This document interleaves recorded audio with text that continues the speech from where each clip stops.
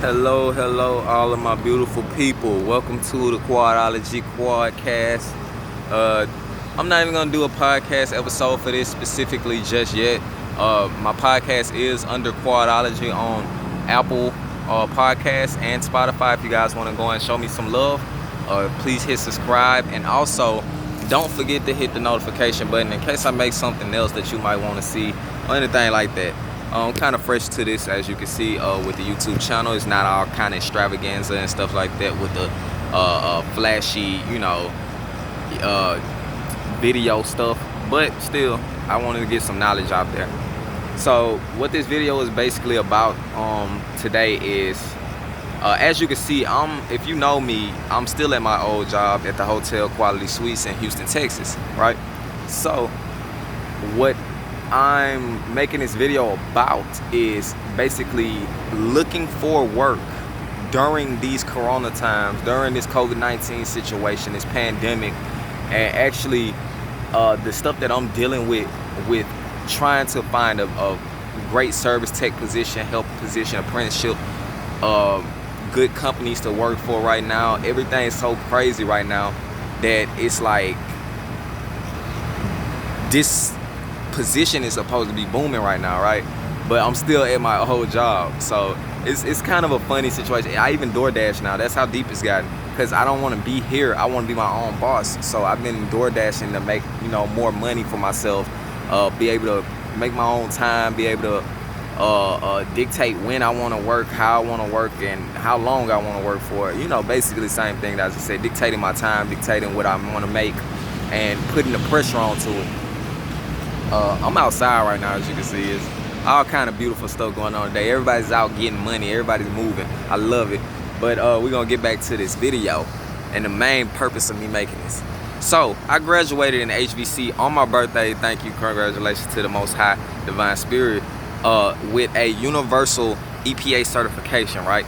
Now I'm thinking, when I get out there, man, people going to be like, what? He got a universal? He did this. He's good in school, and he's blah, blah, blah. Let's hire him. Not at all what happened. What exactly happened was, basically, I've been pushing, it is August 15th, so I have been pushing for a month, and about a month and a half now, to find a service tech position as a helper or apprentice. I found one job, but the problem with that job was it was only commission, and they only send you out alone.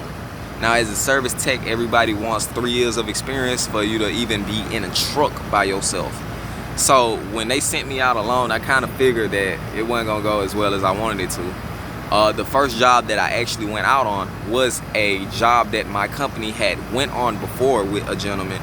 They sent someone out to it before on a service call, and the guy basically did nothing. He basically got the service service call fee of $75. My guy didn't even, they say he came out, put his gauges on the system to see if it was refrigerant. He told him it was about a pound low and it wasn't going to be a big difference, and whoop-de-doo. So basically I had a shitty run before I even got to the fucking starting line. That's how crazy it was. And when I got out there, man, I looked at this system, and I could tell, I condemned the system myself.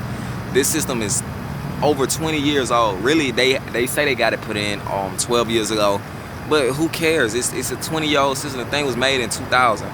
So with the system being made in 2000, you guys have been doing this, we only get it checked when it's something going on thing. So that's like your body, man. To me, I keep telling the customer, I'm like, your body is like an HVAC system. If you look at these systems, it has a heart, the compressor. It has vanes, which are the suction line and liquid line. You know what I'm saying? So we're not going to get into all of that, but it was just funny to me that they never have their system serviced, and they won't get the 2-year maintenance call for to keep their service and to keep their system under warranty. So when we got down to the nitty gritty, I looked at everything. I went through, I checked what I needed to check. I believe I did very well for my first HVAC call alone. Other than the fact that I put a Schrader valve and pulled it out, and it just, and I was like, whoa, okay, put it back. And I put it back in there before the EPA found out and tried to rob me for whatever, $42,000, however much it is, I don't have. But basically that minor fault was, I won't blame the company, I will blame myself for it, because I should have known. Don't just take the Schrader valve out. You know, you have to have a valve core removal tool, the correct one at least, and you also have to have the system pumped down in order for you to just take that thing out and replace it. And so with all that being said, I ended up condemning the system because it had leaks. It was losing refrigerant at a exceeding amount. It was exponentially like low. I don't even know how to use the word. It was low as hell. So I tell the customer, hey, your refrigerant's low. I can get your system, and I mean the capacitor even went out. Like I was just about to leave, and I turned the system back on, plugged the disconnect back in, upside down, and then plugged it in right. So with that being said, I found out what the issue was. The system is just an old system that had a refrigerant in there. I gave them a new capacitor, put that in there. And with all of this being done, I even had to go back the next day. With all of this being done, I didn't get a service call charge because the system was already screwed by my company. So I had to go out there for free. I didn't get paid to put the capacitor in. I didn't get paid for the capacitor. They bought the capacitor, so I really didn't lose anything with the capacitor other than gas money. With all of this being said, I need you guys to push as hard as you can for these HVAC jobs, because if they can see enough of us are still coming out and we're actually still learning with all this pandemic stuff going on, then maybe they'll start hiring a little bit more. You know, maybe it's just my area. But in Houston, Texas right now, in the North Houston area to be exact, I cannot find a service tech job to save my life right now.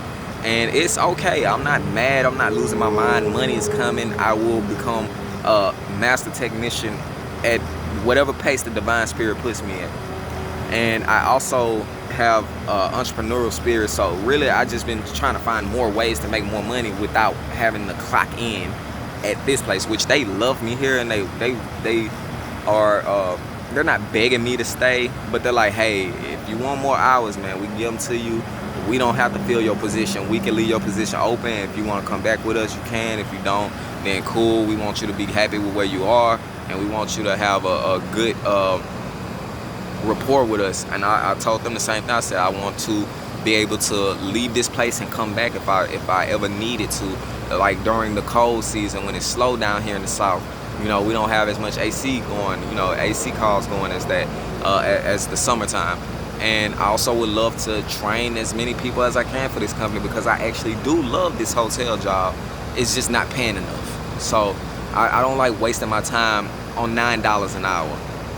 Like, if I can go out and DoorDash and make $9 twice in 1 hour, all I have to do is drive around and pick shit up and maybe wait in a couple of lines. And my car don't have no AC, so you got to think about it. This is brutal in Houston. It's hot, man. So I'm during this COVID-19 situation, this pandemic, man, I just wanted to send a positive word out to all my techs. I'm not giving up. I pressure my school. I pressure myself on looking for the HVAC jobs. I have a list of jobs that I've already went to that I'm going to go to again later on this week, on Monday the 17th.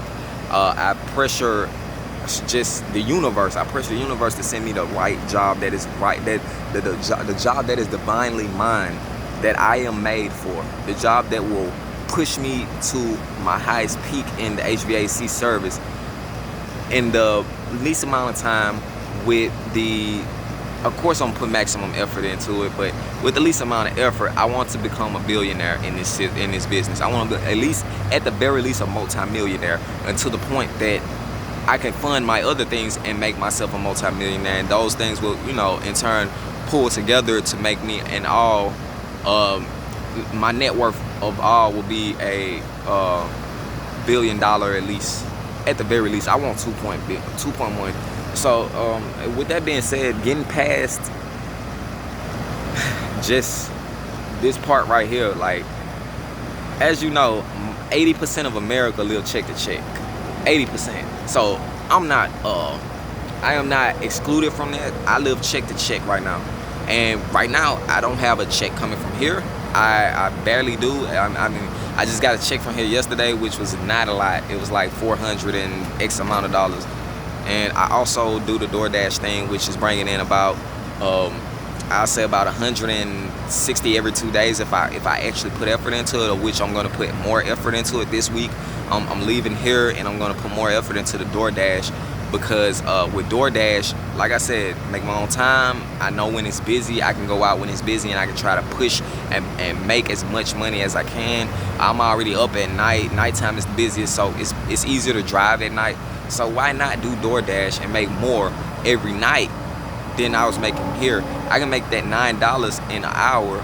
I mean, I can make that $9 twice in 1 hour versus sitting in here and making it, once every hour. And then also, not to mention that it is kind of pressuring me to push a little further into just going out and trying to see if I could prospect for HVAC customers, and actually aiming for just starting my own HVAC business, and I might just call it New Air, or just a startup business, just a name of Fresh Tech or something like that, just to let people know, hey, I'm fresh out of school. I'm doing this because it's not a lot of jobs out here. I'm willing to work on your system. If you're willing to work with me, I'm a very good tech. I just basically butter them up to, hey, let this guy who is basically a freshman work on your system. With all that being said, I mean, I'm still positive. I'm still happy about the trade that I took up. I mean, just because I took the trade up doesn't mean I'm gonna necessarily make it in that position. We all hear about multiple situations where people have gone to school for something and they're just, oh, when I get out, it's gonna be this, and that. When I get out, I'm gonna do this, and that. And when they get out, they actually don't get in their field for a long time, actually, and they're stuck working check to check as usual. Trying to pay off student loans. Like, I have a $20,000 student loan right now, and an $8,000 from when I failed the first time in HVAC. This time I've succeeded and graduated, and I refuse to fall. I'm gonna succeed in the actual field. I refuse to let anything discourage me from doing what I want to do. I want to be an HVAC tech. I'm going to be an HVAC tech, and I'm going to be the best HVAC tech, and I might have the best company in my area. I'm hoping. I'm not even hoping. I'm gonna have the best company in my area, man. I'm gonna do it, and I'm gonna be one of the best techs in my area, because I know it's a lot of good techs out there. You guys shoot me some comments. Let me know what you think about my videos. Let me know what you guys might want to see, more content ideas. I have a Facebook group that I'm a part of. It's called HVAC. I can't remember the name, but it's an HVAC group, and it is a very cool group. There are a lot of old school guys out there that are willing to help youngsters like us, get some footing in at least a little wisdom in our trade and what we're training for. With all of that being said, my people, I love you all. Black, white, green, yellow, purple, orange. I don't know why you would be green or purple. Well, there's a couple of purple people out there. But anyways, I love you all. Peace. Stay focused.